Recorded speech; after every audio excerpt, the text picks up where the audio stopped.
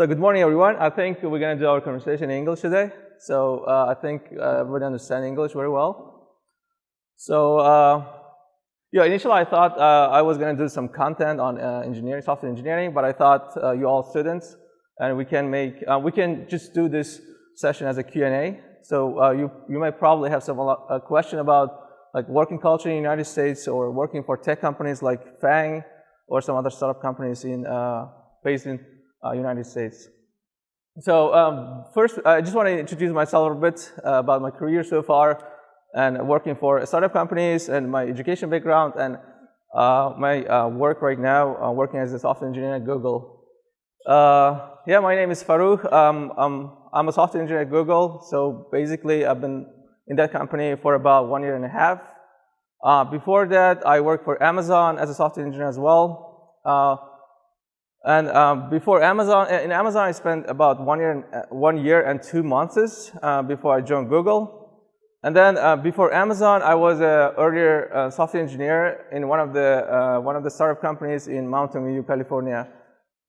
And before that, I was also a software engineer in one of the biotech companies based in San Francisco.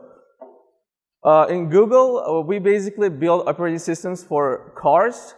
So right now we have over 500 models of cars, and then we build an operating system. Basically, right now a lot of fancy cars come with the very fancy operating systems that fully integrated into hardware, the car hardware. So in Google, as software engineers, we build basically a brain of the cars, so modern cars. And so as a software engineer, I basically spend my time building or writing code for in Java and C++ and some other programming language. What else I can talk about? Yep, and then but in Amazon, is that okay if I just put it? So I'm not feeling comfortable. Okay. In Amazon, I basically work about 1.5 years, like 2 months, but in 2 different teams. The first team, it was a Prime Video. There, I build like scalable and reliable web services to support video streaming for Prime Video. So, as a software engineer, I used to own a small portion of whole product. So, I was mainly responsible for maintaining and then adding new features into publishing services. Publishing services is basically a service, a microservice you can imagine. And then it basically do all the publishing for, so the video stream you can imagine like downstream and upstream. So downstream basically the pages that you see on your mobile devices or in your Chrome or any visual effect of that software. And upstream, we basically backend part of that platform, and then in upstream, that service is located in upstream, and then as an owner, I was mainly responsible for how to explain in simple words. So we have partners. Partners are basically a movie videos, like a company that make movie. For example, we have HBO or some other video services, like the companies that make a video. And then we have partners, the partner engineers that sit between software engineers and then those companies. And then they basically manage the contracts. So, do we have a right to publish this video in our platform, or what kind of things we have to be careful about when we are publishing that video? And then in the downstream publishing service, we basically check for all those criteria. We call it as a quality assurance. So, if this video has a right to be published in downstreams. So if it is, then the whole logic is managed by that services. And then at that moment, we had a lot of, let's say, I think in the thousands of millions of hundreds of millions of customers, and it was really hard to manage the customers in that scale. And then, but before that, I was earlier software engineers. So it was a startup company. It was a cloud kitchen company. So if you know, in real life, we have kitchens, right? So a lot of people, if you go to restaurants or some other, let's say restaurants, the restaurant has a kitchens. In that kitchen, basically everything done manually. So you have chefs, you have assistant to chefs, or some other people that are doing the cooking for you.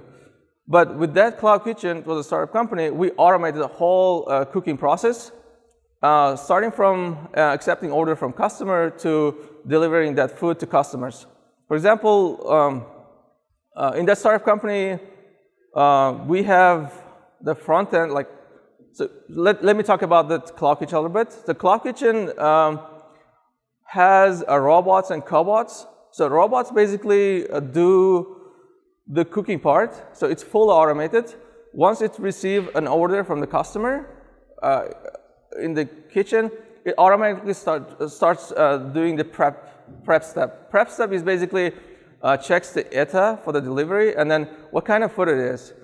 And then at that time, that robots can make up to 20 foods, but it's fully customizable based on, for example, it was integrated into machine learning. If you guys are familiar with the machine learning, that robot was integrated into machine learning tools, and they can be trained to cook infinite number of foods based on your training.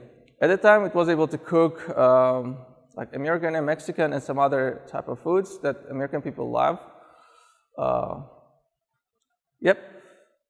And before that, I was a student in Westminster International University. I graduated in 2016. So once I graduated, I really wanted to work in the United States. So in April, I started my application process. So I applied for about 300 companies in the United States and Europe. And I got about 5 offers from the United States. And the Neopirix was a biotech company, and I decided to join that company. The reason why I joined that company was they explained to me that I would have an opportunity to work with the scientists and applied scientists and researchers. That's why I was really into science, and I decided to choose that company. Before I moved to the United States, I was a software engineer in Uzbekistan. It was a NIP2 consulting. So in that company, we were just 2 engineers, and that company had just recently started when I joined. And we developed a platform for Uzbekistan Temir Yolları to sell their tickets online. Right now that company has about 90 people, 90 engineers / some business people. Do you guys have any questions so far? They don't ask any logical question, like tricky questions, but you have to go through the whole interview process. It's like 3 steps interview process. First step, you talk to a recruiter to talk about your ambitions and your goals as a software engineer and what kind of product you would like to work on. And then once you pass, and it's not passing, it's basically a little conversation with the recruiter. And the recruiter goes back to the company. Usually one recruiter hires for 15 teams, and then they will try to find a team or product area that based on your interest. And then they will just ask those team or one particular team to interview you. And then the next step is a screening step. So in screening step, you basically so it depends on your level. So if you're junior level or like level 4, level 5 even, one engineer from the company just contact you, talk to you online through the Zoom or GVC or some other tools. They will basically ask you one programming problems in algorithms or data structures. So if you successfully pass, if you're able to show that you're a competent software engineer, they will let you go to on-site. On-site, usually depending on your level, you will have 4 or 5 rounds of interviews. Those interviews basically, most of them based in algorithm data structures. And one of them might be a behavioral-based interview. The other one, if you're like mid-level or going for senior level, you will have the system design interview questions as well. Thanks. So nothing tricky. But yeah, Google is famous to have tricky questions like, what would you do if you put if? Or, yeah, that kind of. I don't particularly remember the question, but yeah, they used to have like very hypothetical questions. But right now, they realized that this is not a good way to evaluate candidates for software engineering positions. No problem. Which one is more difficult, or which one is more comfortable for you, Amazon or Google? And can you tell me? And what would you rather work? You mean to get a job or to work as a software engineer? Software engineer. Yes. That's an interesting question. And also, can you tell us about the advantages and disadvantages of both companies? Yeah, that's an interesting question. So I would right now I would prefer to work for Google because of work-life balance. But if you're starting your career as a software engineer, you definitely want to go to Amazon, because in Amazon, how to say, it's a bit hard to work because of a lot of work, and you feel like you're sitting on the frying pan, because. So let me explain the working culture in both companies, and you will understand the differences. So in Amazon, it's basically a top-to-bottom approach for management. So if you have a new project, or usually a lot of things, feature requests or new development comes from the management. So as a software engineer, you have very, very little yes or no to the management decision. And usually deadlines are set by the management. For example, if you have managers or senior managers or VPs, etc. But in Google, it's reverse. So it's a bottom to top approach. As a software engineer, you have full control of what kind of product you would like to work on, and their deadlines, and when do you want to deliver that product or a feature. So, for example, let's say, and also in Google, you will have ownership. Let's say I'm working on Android Automotive OS, right? It's an operating system for cars. It's a huge project, and I have no way to work in the whole part of that product. So I'll own a certain part of that product, let's say extremely small features. And then as a software engineer, I'll be fully responsible for maintaining, and then to answer any questions if any of our partners have about the product, or adding new features as well. So, and then if there is any feature request from our partners, let's say Porsche, right? It's a car company. So once that feature request comes, as a software engineer, I decide when I want to deliver that product, like that feature. And then let's say if it's, but I have to give a reasonable amount of time. But I do the whole decision part. Not my managers, not my VP, or not even Sundar. As a result, so I'll have my own schedules, so I will not get burn out. So, but in Amazon, so as I told, a lot of decisions come from the management, so you have very little yes or no to the decision. So basically, for example, myself, my experience, the hard part was our on-calls. So it was a very hard on-call because Amazon has a lot of leadership principles and you need to follow. For example, one of them is customer obsession. And customer obsession means like you have to really care about your customers. That means as a software engineer, sometimes you may have to work like 24 hours for your customers on calls. So when I was working in Amazon, so I used to be on call once every month.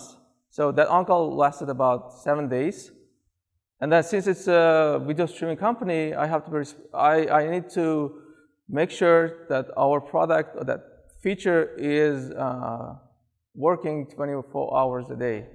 So sometimes I need to wake up like at 1 o'clock in the morning, at 2 o'clock in the morning, because we have some downstream problem in Europe or Japan or some other countries, and the times are a little bit different. So that was the hard part.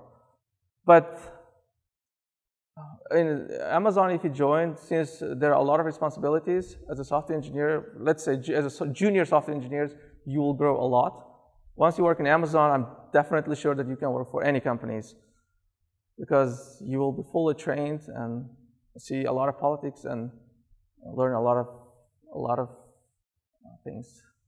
Hello, I have a question. Can you say about your path to the Google, and from which year after the university of, and in how many companies you had worked before the Google? Okay, so before Google, so once as I told, like I graduated in 2016, then I didn't work in Uzbekistan. I just directly moved to the United States once I got a job. There I worked in biotech company about a year. Then I did master's degree about 1 year and a half. Then I work in startup companies. And then I work in Amazon for about 1 year and 2 months. My path in Google, but before Amazon, I used to do a lot of like problem solving. I used to participate in online contests. Like for example, in Lead Code, that online contests happen every week, or there another one that happens bi-weekly, like every 2 weeks. So I spent about like 4 or 5 months doing like competitive programming, because I didn't solve all the problem. Like for example, Lead Code hosts a lot of like problems, right? And typical engineers just go and solve all the problems by one by one. But my approach is a little bit different. I basically just participate in contests, and that contest usually lasts about 1 hour and a half, I believe. And then I try to solve as many problems as possible during that 1 hour and during that time. And that helped me a lot, because usually if you go interviews, you are expected to solve at least one problem. But if you do 2 problems in 1 hour, that's a really good bonus. And then usually in that 1 hour, there will be a lot of pressures, because first they will ask very hard questions, even medium questions or hard questions if you compare into Lead Code. And then that gives a lot of pressure, because first you need to understand the problem. And then once you understand the problem, you have to give a really good working solution to the interviewers. So a lot of engineers just give the brute force approach, that the first solution comes to their mind, but usually that solution is not a workable solution, is not acceptable. And then, that training helped me a lot. Can you tell me about the importance of your outlook or point of view during the speech? I mean, in the Google or Amazon. And again, the second is. What do you mean, like outlook? Point of view or. Point of view about what? About anything. Like. I mean, how can I say? About your interests or another communication skills. Yeah. Got it. About your personality. It doesn't really matter. And the second is, some people say that there is Google another for only workers. And in this Google, there's more access for them. Is this right? I didn't understand your question. Like, that there is another Google for only workers. Access for only workers. And in this Google, workers, some employers can use more than ordinary Google. Yeah, I think I understand your question. So in Google, let's say if you're software engineers, you basically use open source software, right? For example, React is not a Google product, but Angular, for example. So as a front-end engineer, you use the open source version of Angular. But in Google, we don't use anything from outside. So if there is a solution, Google has been in the industry for a long time, right? And we have almost all the tools, all the software tools. And then we don't use anything from outside. So, and then, so let's say we have Angular. So we have exactly the same version of Angular internally. That's not published in the outside world. And then we have a lot of like backend tools or productivity tools or any tool that necessary for development. Yeah. And then those products usually not available for outsiders because they basically built for internal development. And also, and then we don't use the Google search internally as well. We have our internal Google search, a little bit different and crappy. And what else? From my understanding, so I don't understand the logic here, but from my understanding, we have two different, you can see two different Google. The Google that our customers see. For example, if you're an Android developer, you use our Android SDKs and etc. And Google is promoting Kotlin right now as a first citizen in Android ecosystem. But internally, we don't care if there's a Kotlin or not. We basically doing all the development in Java. And what else? Yeah, internally Google are a bit different. So we have all the different tools for all engineering purposes. But externally, you see the completely different Google. Yeah, I don't know how to explain it in different way. Yeah. Any questions? So, yep. Hello.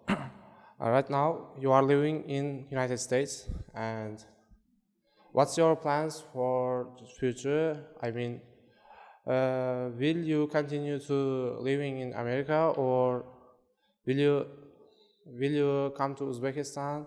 And can you share us the reasons of your decision? Actually that's a personal question, but that's okay.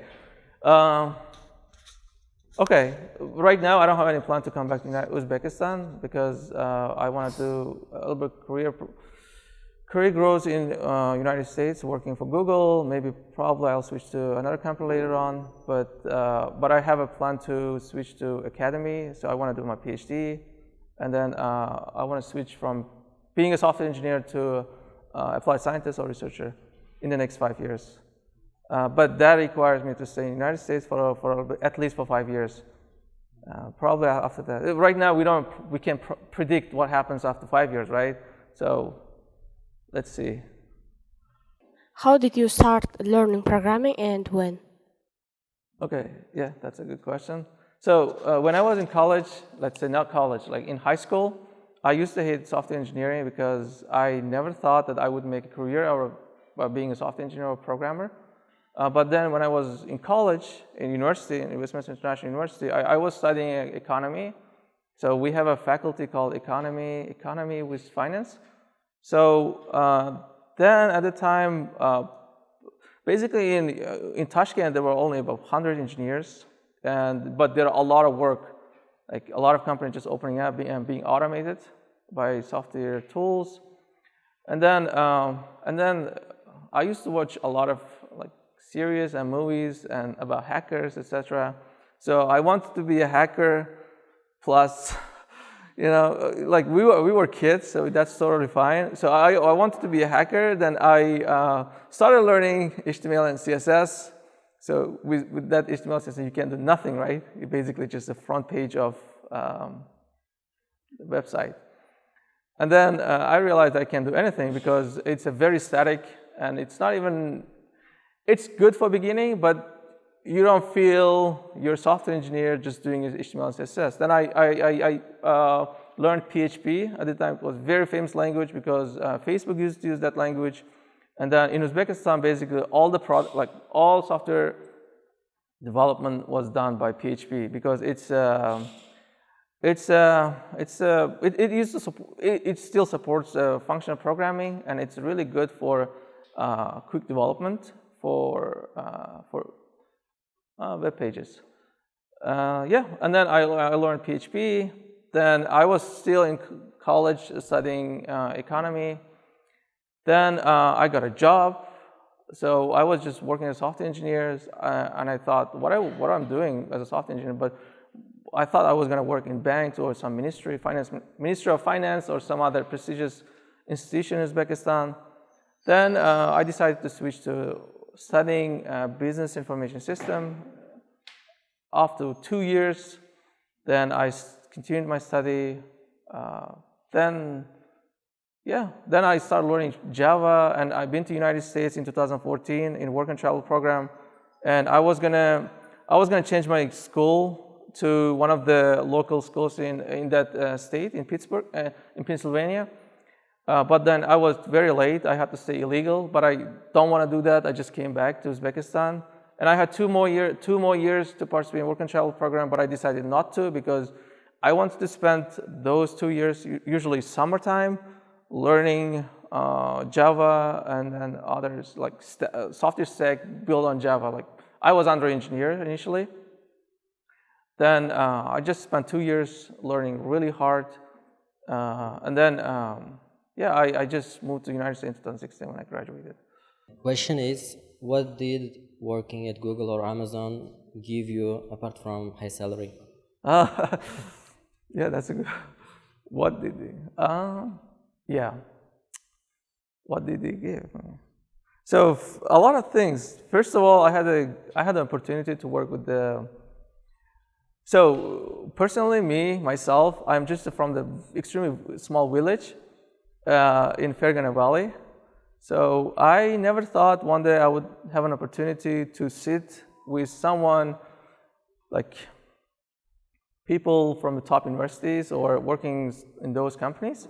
So in Amazon, I had the opportunity to work with graduate students, like even PhD students from MIT and Stanford, and Caltech, California Institute of Technology. And coming from Uzbekistan, I had completely different worldview about how to say. They are thinking a little bit different from ours because of their culture, because of the education background, etc. And I was able to learn a lot from them. For example, education is just it's nothing. Like education is not like institutions are nothing, but for example, there were software engineers. Even I don't know how to put it in a nice way. For example, I was a software engineer in level 5, but there are software engineers much older than me, but graduated from the top universities and paid like $400K for entire education. But I was able to just pay like 10Ks in Uzbekistan, and I realized that education is nothing. Education is not education. The university is nothing, but if you have really deep interest into learning. But at the same time, I was able to learn a lot from them. For example, their education in Harvard or MIT, and then why they chose those institutions. And then basically, if you work with those people, you share a lot of ideas together, and then your all horizon, how you call it, will grow. And also, the big thing I learned how to scale the software from 1,000 customers to 1 million customers. For example, as a software engineer, it's very, very hard. It's not very hard, like, for example, if you're working in a startup company, initially you will have like 1,000 customers, right? And as a software engineers, you have to maintain your like software to support even millions or billions of customers. So working with those companies, I was able to just scale our product from a few hundred customers to millions. And even when I was working at Google, Google supports billions of customers. Like we have billions of users, and then supporting and providing a good customer service to billions of customers, it's a really hard, challenging task. And working with those companies, I learned how to build a product to billions of users. Yeah, that's the thing I learned. But there are a lot of things but I don't remember them all. Good morning. I have actually 3 questions. First, my first question is, if you want to promote it in the future, how does this promotion system work? If you want to ascend up to this chief executive officer of this company, and 2, for example, if you're industrious enough, if you're hardworking enough, is this your work discernible, or is it just too little in this workspace? I mean, there are a lot of thousands of developers in this company. And third, if you want to be CEO of this company, what kind of characteristic set of skills do you think needed to achieve this ultimate goal? I don't understand. I don't know the answer to the third question, because I'll try to answer for the 2 questions. Okay. The first, if you want to promote it, it depends on your level. For example, promoting from level 3 to level 4, it's much easier than promoting to level 4 to level 5, because of the impact. So to get promoted in any companies, even United States or in Uzbekistan, you have to show impact. So for example, let me get from different point. For example, United States is a capitalistic world, right? Everything is measured in terms of dollars. So dollar decide everything. So even those companies operate in terms of money. So if you want to work for those companies, in the first place, if you want to get a job in those companies, if they want to pay you $300K per year, and they will expect to get benefit at least $400K from you, or more than $300K. So this is how capitalistic world works, all the companies work in the United States. So if you want to get promoted, first thing, there are a lot of things I can talk about it, but the first thing is you should be already performing in that next level. For example, as a level 3 engineers, in the 6 months or in 1 year, you should be already performing at the level 4 engineer position, for example. Also, you should have impact. For example, the feature or a product you deliver in the last 2 quarters have enough impact. The impact measured in terms of dollars, or measured in terms of how much productivity you brought to the team. For example, if you're a developer that's building internal tools to other developers in Google, or external developers, how much productivity you brought to the team. So productivity also measures in terms of hours, engineers' time, and then that can be turned into dollars as well, right? So, yeah. And then visibility. So I know a lot of software engineers just working so hard, like usually more than 8 hours a day, and building extremely good product. But they are not visible enough to higher management, so they don't get promoted. So you should talk, you should communicate, more often with your team and with outside teams as well. So once you have visibility, your team and other teams will get you promotion. Because in performance review, you basically ask review or feedback about your performance in the last quarter from your teammates or from other team members in other teams, and if they give good review, and you're good for promotion as well. And second question, what was the second question? Yeah, if you want to summarize, the first one is impact, and then visibility, and boom, you get promoted. And also, to get promoted, you basically, a lot of software engineers are like introverts, right? They don't want to talk. They just want to sit and code.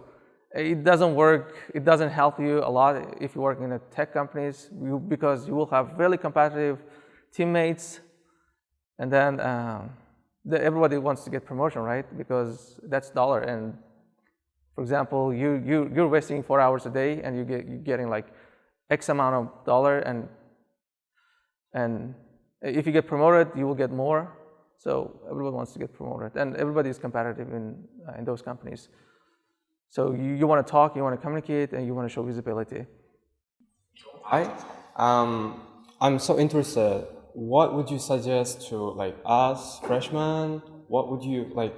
What kind of advice you can give to us as a freshman? I mean, how to start our career? What kind of like qualities should we own as a freshman, as a teenagers? Yeah, that's my question. Yeah, that's a good question.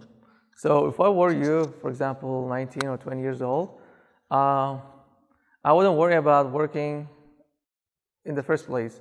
So a lot of software engineers starting career thinking they will earn big bucks once they finish their education, but I wouldn't worry about that in earlier stages of my career. So I would basically concentrate more on learning. For example, as a freshman student, I would spend a lot of time learning mathematics. So a lot of things in computer science and software engineering are built on the top of computer science, mathematics. So for example, if you guys are familiar with the algorithms like graph algorithms or dynamic programming or like some optimization problems.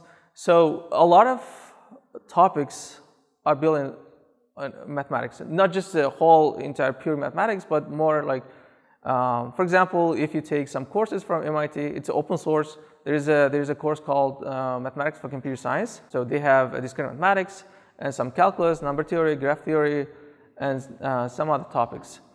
So I would spend making my mathematics knowledge solid, and then what else? So, and then I would try to be really good at one programming language, going deep down into what's going on even internally. For example, right now Java or C++ or JavaScript are really famous language. So I would really deeply learn about programming languages, not just writing code or solving a problem, but in terms of like program paradigms.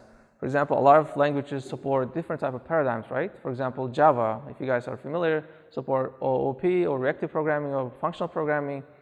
I would, rather than learning a programming language as a robot, like learning syntax, but I would concentrate on learning more about like what language supports, what kind of features they have. Do they support the OOP? And what is OOP? I would even learn a theoretical part of OOP. So in a lot of courses, they just write, so OOP is polymorphism, inheritance, abstraction, etc. But they don't teach you what is the meaning of abstraction, like what is actual abstraction, and why abstraction is important key or important feature in OOP, or what is the origin of functional programming. We have object-oriented programming. We have languages that support program paradigm called OOP, but why we need the functional programming, and why we need the reactive programming, etc. And then also, if you go deeper, a lot of programming languages support like multi-threading, concurrency, or parallelism, etc. And I would also concentrate on, because right now a lot of computing devices have more than one CPU, right? And writing code that works on the one CPU is not efficient enough because you waste the whole computer time.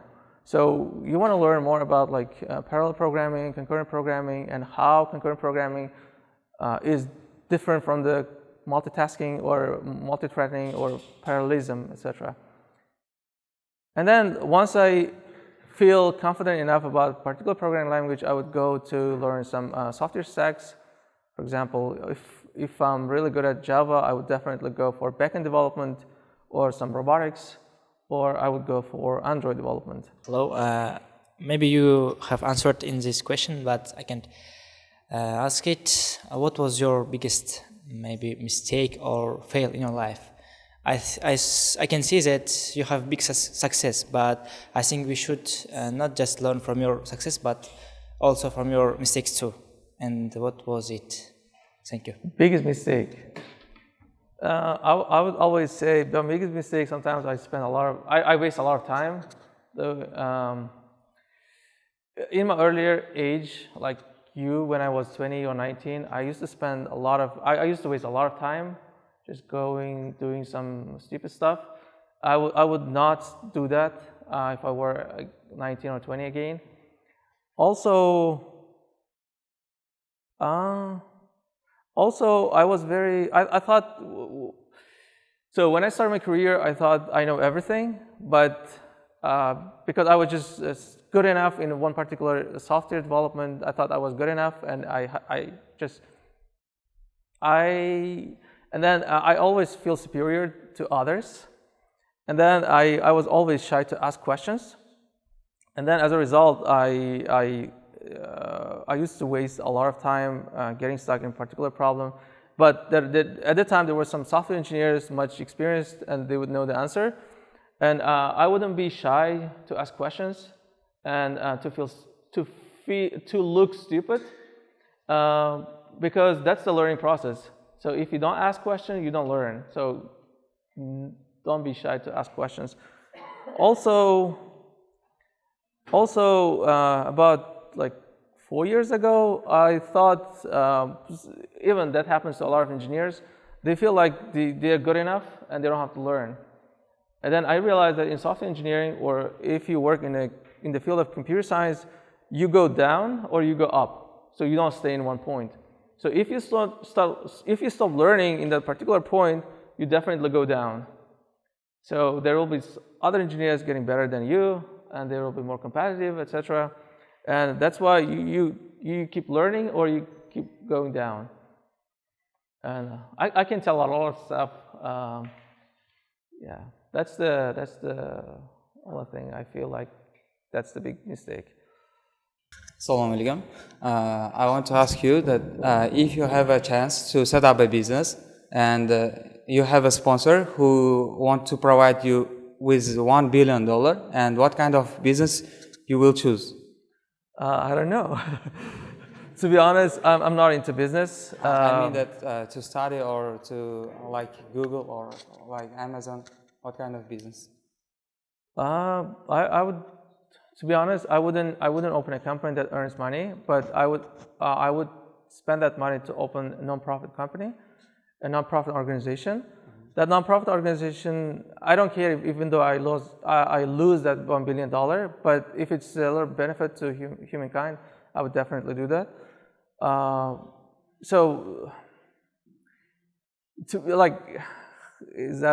Let's say right now there are a lot of research going on into artificial intelligence, right?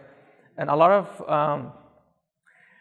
of companies, including Google, Amazon, they have researchers, and they are doing research or study to understand what is intelligence, or what is actually artificial intelligence, and more particularly AGI, like human level intelligence. But those companies basically doing everything for, on commercial purposes. For example, if they discover something, they want to sell it. For example, let me talk about a little bit artificial intelligence. Artificial intelligence is a very restricted intelligence, right? So they may feel like human, but they are not. But right now, none of the research fully understand what artificial intelligence is, but they don't even understand what the intelligence is. But they try to simulate, they try to model, etc., mathematically or physically, etc., etc. But for example, if I were a researcher, I would definitely go to understand what intelligence is in terms of mathematics, physics, and biology, and chemistry. So those companies don't do this kind of research. They basically go for commercial purposes. I would go a little bit deeper, but it's unnecessary. I would definitely spend for opening a non-profit company that do the artificial intelligence, not artificial intelligence for commercial purposes, but for let's say for education or for medicine and for different humanitarian purposes as well. If you had a brother like 17, 18 years old, and he's so interested in working big companies, as a software engineer, would you recommend him to be a software engineer? Do I recommend? Would you recommend him to be a software engineer? Of course. To your brother? Oh, of course. So it depends. For example, I would never force someone to be a software engineer if their interest is different. So I would definitely encourage anyone to pursue their interest. For example, some people want to be a doctor, lawyer, etc., because they are not interested in software engineering. But if they want to be software engineers, I would definitely say yes, even to my brothers, even to myself. And also, a lot of people go to software engineering in different purposes. Some people go for just money. For example, software engineering is for example, Google is famous for paying top big bucks for engineering, but there are some other companies based in New York. For example, you guys heard about Hudson River Trading, a trading company in the United States, or Sigma? Those companies, for example, if you have 5 years experience, they usually pay $2 million per year as a salary. So some people just want to go for money. Some people just go for based on interest. But I would always encourage people go and pursue their interest. Books do you suggest for cracking to figure out big companies' interviews? I mean, to learn algorithms and data structures. Oh yeah, I wouldn't recommend any books, but I would recommend. The MIT has open source courseware that's available and free. So personally, I use those resources. So they have 4 different courses. So 3 of them are bachelor's level and 1 of them is PhD level. So those courses are, one of them, the starting one is mathematics for computer science. So they basically teach you or train you your mathematical skill that's necessary for computer science. And then there are 3 different in sequence, 3 different courses in sequence. The first one is Introduction to Algorithms. So they basically, that course is basically on introductory algorithm topics. For example, you learn about hashing or different search and sorting algorithms, and you learn about graphs, etc. And there are a lot of like proof techniques, etc. And then there's a following course called Algorithm Design and Analysis. It's a little bit more advanced course. So that course basically a little bit more advanced based on the introductory algorithm courses. Then there's a PhD level course that's called Advanced Algorithms. That's not necessary, but if you are able to learn it, understand what's going on in that course, you're definitely a pro in algorithms. Yeah. That website is ocw.mit.edu.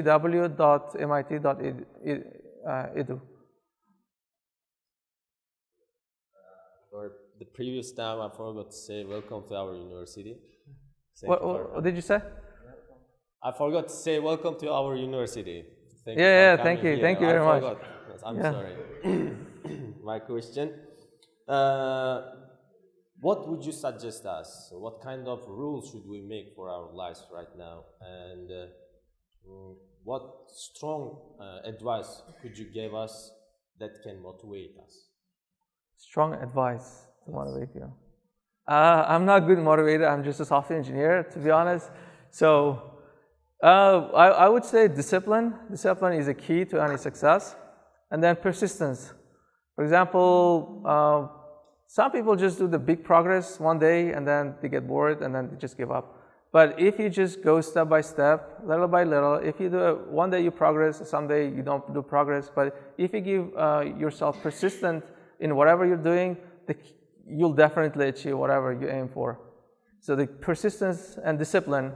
So you should be really disciplined. You should have your own goals and then and ambitions, and then you should never give up. That's the. And then sometimes you may feel demotivated and you feel like you don't want to do that, etc. And you feel hope, etc. But never give up. Just go for it. And one day, if you aim for mountain, you at least achieve hills, right? Halfway. So that's also success. My question is, can you tell me about the problem during your job, which you cannot forget still, and this not you can, but also you don't want to forget. I want to forget, but when I was working Amazon, so the Amazon has like, for example, Prime Video has hundreds of millions of customers, right? And then, as I told, I was responsible for publishing services. And then in Amazon, when I joined, I was just not entry-level, like level 5 engineers. It's a little bit L5 engineers. It's not in 3, but it's like a mid-level software engineer position. So at the time, I caused the company I caused a problem, not just myself, but I was mainly responsible, caused the company to lose about like a few $100 million revenue. So the problem was, so we have 2 different streaming services. So the one is live streaming services. The other one is just a VOD, a video on demand. So as a software engineer, I was responsible to work on the live video. And then in 2020, when there's Biden was elected as a president, and they have inauguration in January, I believe. And then usually our live stream video available only for 7 countries. Like, we don't want to publish to all the countries, all 200, 300, 240 something countries. But our customer were expecting to watch the inauguration of Joe Biden in all the countries. But our publishing services were not publishing to those countries. And we had a lot of complaints from customers in Twitter, in direct messages, etc. And then when we do the analysis of our code and why didn't, the root cause analysis of why the content was not published to all the countries, but only to 7 countries. And then there was an if statement there. You guys are familiar with the programming language? Yeah. Yeah, there was an if statement, and then there was a set. That logic caused, that one single if statement caused them the loss of $1 million, like $100 million. In if statement, there was a logic called if the country in that 7 countries, then publish, otherwise don't publish. That design that comes from our senior engineers, but I was responsible to write that logic. And then as a software engineer, I never caused that loss in that scale. It was very scary but the company was very understandable, so they didn't do anything, but they talked to my managers, because as a software engineers, especially if you're mid-level software engineers, you just write code, and design that comes from the management or some senior level engineers. But that particular code caused loss of millions of dollars in revenue. But that's okay. Thanks. What do you think, how many years enough to learn the control system of Google or Amazon? For example, I want to open my own company, but I don't have any good skills or qualities to control my company. So I want to work at Google, and what do you think, how many years enough to learn something from them? You mean like how business operate, or you hold the software like tools? Operate the business, control the business. Google, I don't know how many years. I really don't know. Think? Maybe it takes 20 years, 30 years, but the company has been operating for a long time, right? The Google opened into 1998, so it's more than 20 years. So during that 20 years, they learn a lot of learn from their mistakes, and they do mistakes, and they have some wins, etc. But if you wanna, so there's no point in learning how business operates in Google, because that Google business is unique to Google. And if you wanna learn how businesses like Google operate, and if you wanna open similar companies, you will just lose your money, because Google is a big monopoly or big giant, and as a competitor, you never survive. But you can learn a lot of things. Like, for example, as I told earlier, you may learn how to scale your software from supporting thousands of customers to millions of customers. Even if it grows enough, you can learn to support the billions of customers, etc. But you learn them as a software engineer. But in software stacks, Google is huge, and even I don't think 100 years is enough to learn all the software stack in Google. I'm going to ask a question about your opinion. And you say that, and you are a software engineer, and I think that you have experience about other files. Experience about what? Experience of other files such as data analytics, business analysis, and others. And what do you think? Which file is which file was more harder to learn for you? Can you repeat that again? Last question. Okay. What do you think? Which file was more hard to learn for you? Which field? Which field? Okay. To be honest, as a software engineer, how to say? So one thing I realized about software engineers, like especially at the moment, they just learn from the top to bottom. For example, they just learn first Java programming language, and then they learn stacks, and then that's it. But as a software engineer, I would mainly focus on learning mathematics. So if you learn mathematics enough, which field you work on, it doesn't matter. For example, everything in software engineering, it basically, as I told, computer science or software engineering is an applied portion of mathematics. So applied field of mathematics. Let me give one example. For example, artificial intelligence or data science or data analytics, all the tools are based on statistics, right? Statistics is also applied mathematics in some sense. Or let's say I'm working as a front-end engineer. So I basically, and then if I have solid understanding of mathematics, you guys are familiar with the databases. So right, in 1983, I believe, there was a database called Rational Databases developed by IBM. So that databases basically, if you know a relational algebra, those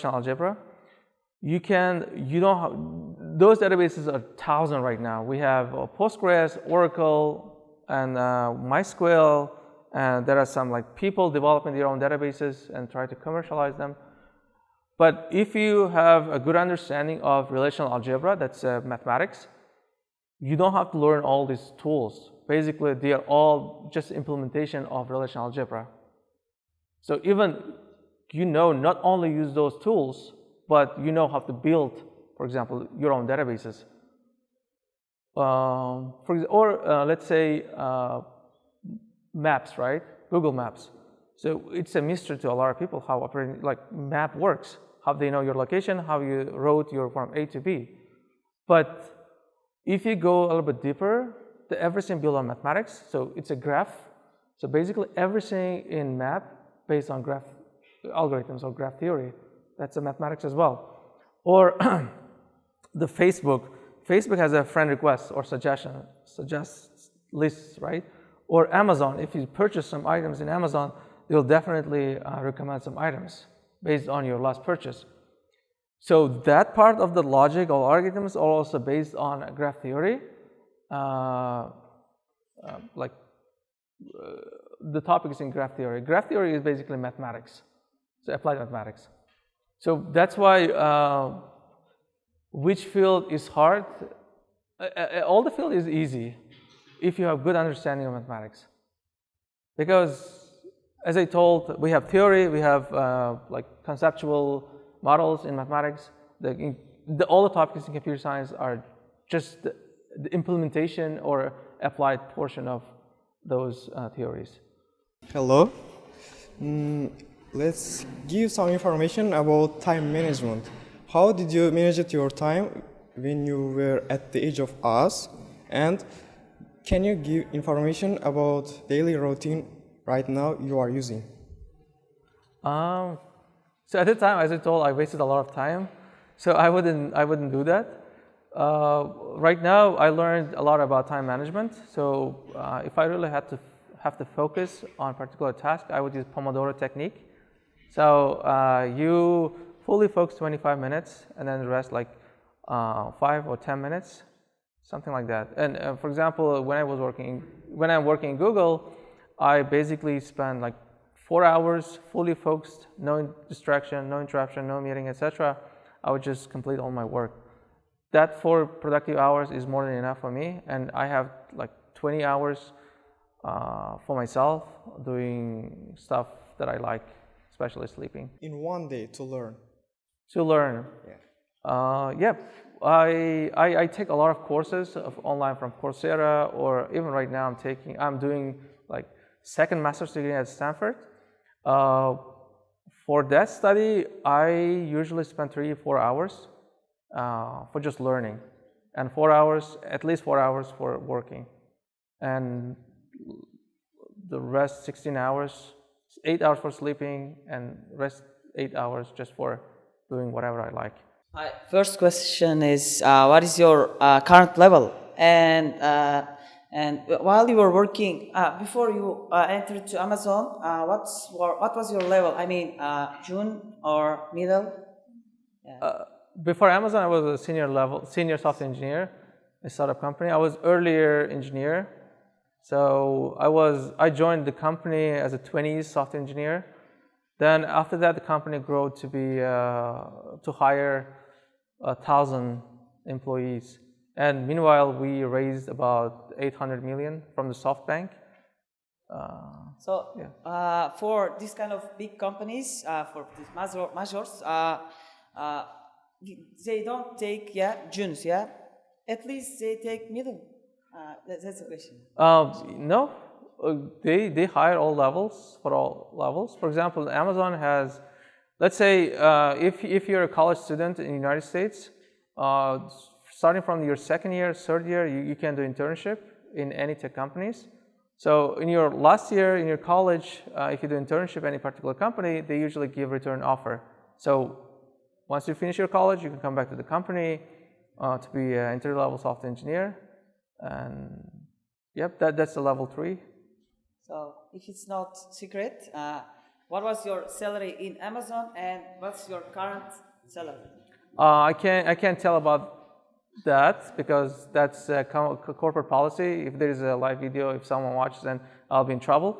So, but I can give estimate for all the engineers. For example, as a software engineer in level 3, entry level, in Amazon right now or Google, you can start in the range of $200K, $200,000 per year.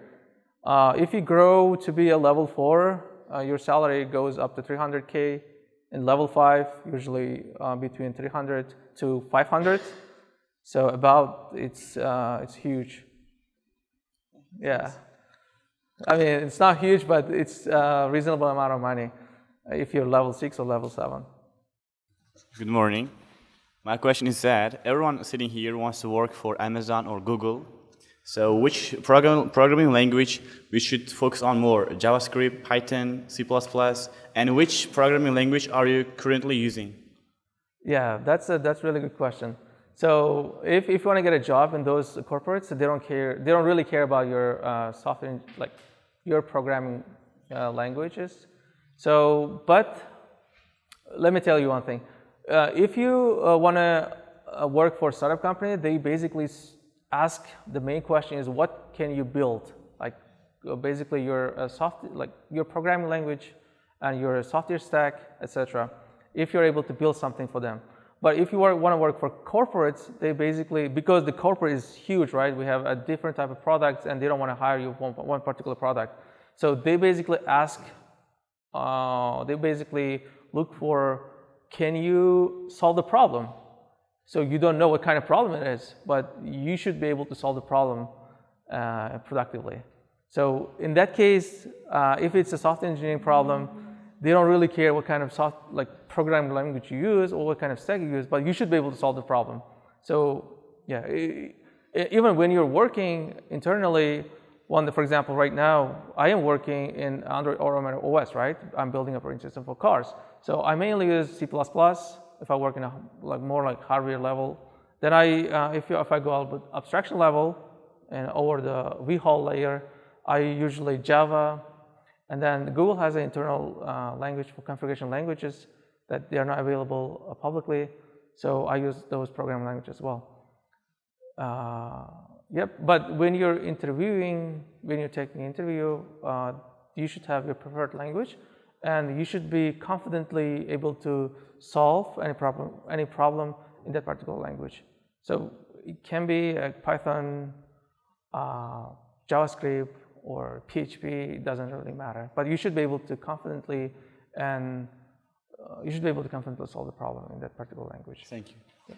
Good morning. Thanks for coming. I'm actually not a student. I'm staff. I work here. So usually when I meet someone, some interesting people, I usually ask one question: where do you see yourself in the near future, like 5 years or 10 years? Can you please tell about your plans? Yeah. Thank you. Yeah, I think the next 5 years, in the worst case, I have like different. In the worst case, I'll be still working in Google, but getting promotion to 1 or 2. But in the good case, I'll be pursuing a career in academy, like doing a PhD, not working as a teacher, but doing a PhD. And so I have a lot of interest doing research, but while I'm working in Google, I don't have time to pursue my interests. Yeah, in the next 5 years, in the good case, I'll be doing my PhD and doing a research in artificial intelligence or mathematical modeling and simulation in mathematics, applied mathematics. Yeah, thank you.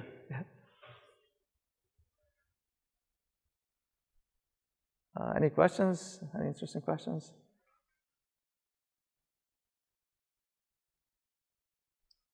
You guys are first-year students, right? What kind of courses are you taking right now?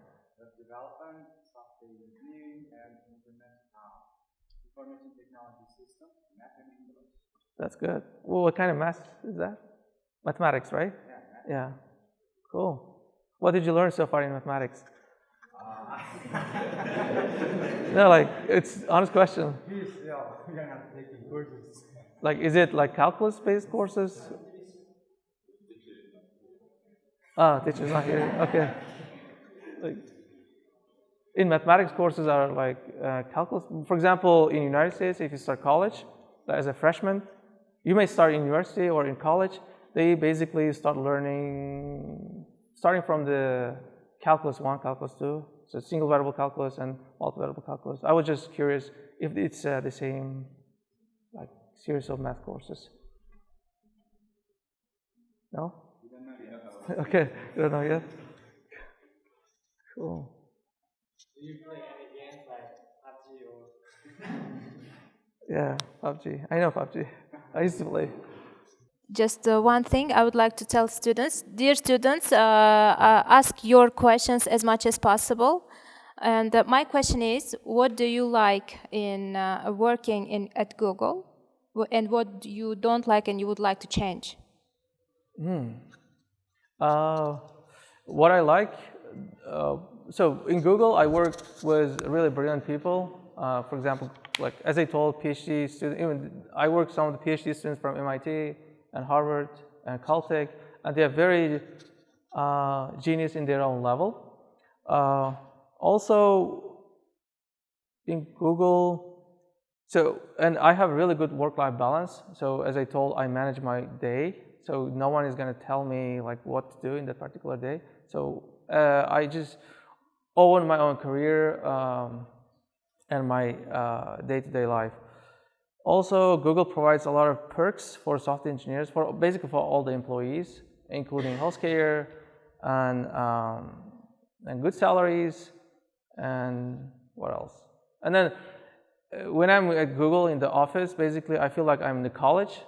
So it doesn't feel like it's a corporate, it's a job. I feel like more like I'm in the college, I'm just studying and learning every day. I feel like that. And what I don't like about Google, so usually when corporates go big, they have a lot of politics,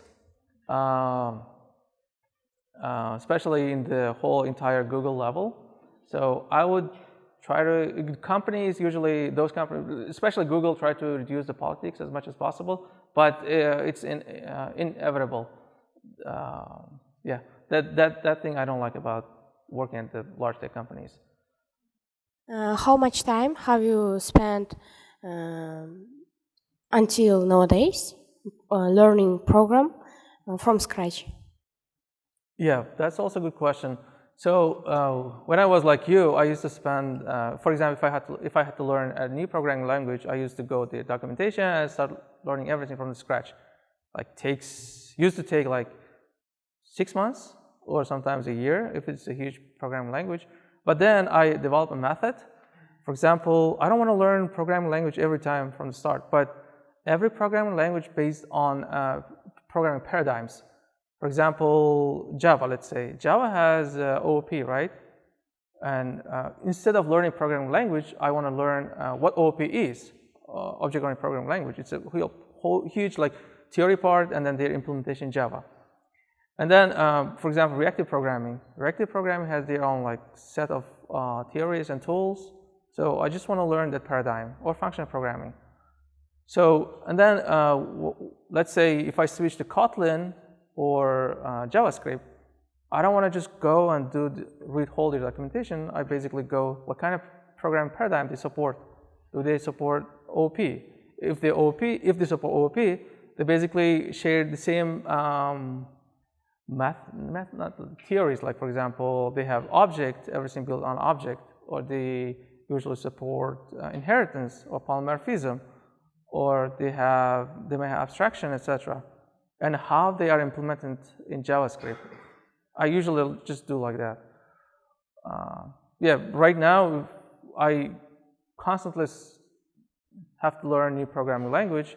I spend like a week at most, because right now no new paradigms are being introduced to any programming language.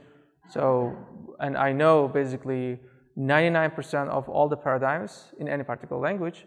So I just go for checking if that particular language supports the paradigm I'm looking for. Yeah. Yeah, I would recommend learning languages in a similar fashion. It's much easier, a lot easier. Well, Mr. Farruh, during the first week, we kind of had an orientation week, and we divide into 7 groups. And we each kind of build our own project, in near future, in 5 years. And unfortunately, we take the last place with our traveling app. There were some Eco Taxi, Robomed, Flawless Life, such technologies. And with traveling app, we took the last place. But during our when we discussed our ideas, I talked to them about let's build robots and optimize them with artificial intelligence, send them to asteroids near Jupiter, Saturn, and mine their resources, come back to Earth, advance our technologies, just that things. And you know, my teammates said, come on, wake up, it's not fantasy. And what I want to ask about that, how do you see future in, let's say, 30 years?